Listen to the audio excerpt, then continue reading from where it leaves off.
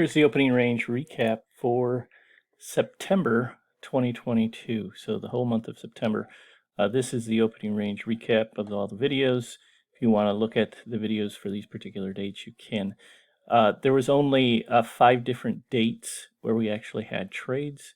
I'm going to walk you through the totals here. I'm going to go with the NQ last with the asterisks in red there and the date. We'll talk a little more deeply about that. But the Dow and the S&P were clean, meaning there's no asterisks for it. But taking a look at the Dow, we had a trade here for 19 points, had a trade here for 13 points, and a 50% for 26.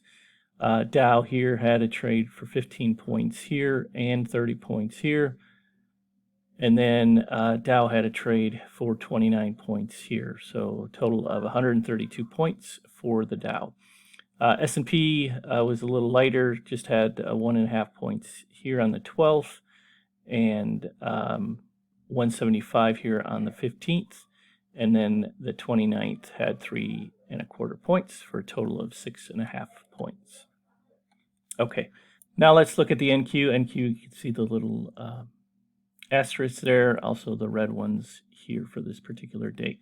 Now the total here of 96.5 points does not include the asterisks, which I'll get to in just a moment. But taking a look at the NQ, we had 2 trades here, ended up being break even.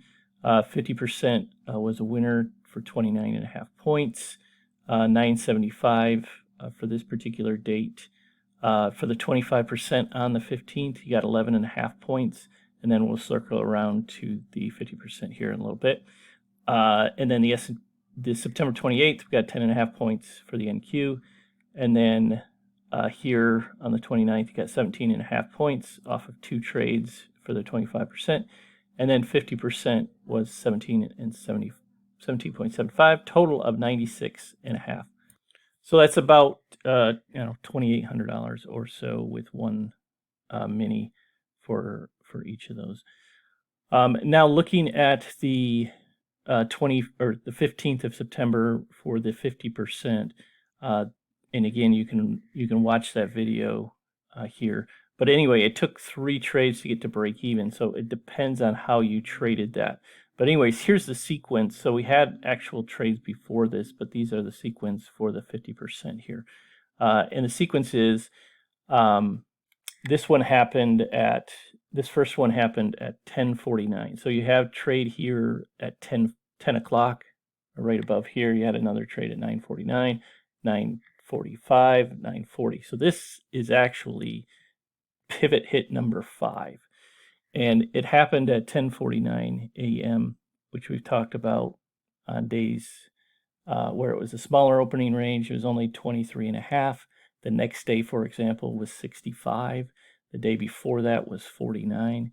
So those can be the dangerous days. But anyway, this this 5th pivot here, this first column is the 25%. The second column is the 50%. And then this is what you would get for 25%, 50%. And that was a most safe entry here for the 25%. And then these are my notes. But anyway, so this was 10:49. So this first one here was 10:49. The second one here is 10:50. And this third one here is 10:52. So this would be a most safe 50% entry right here.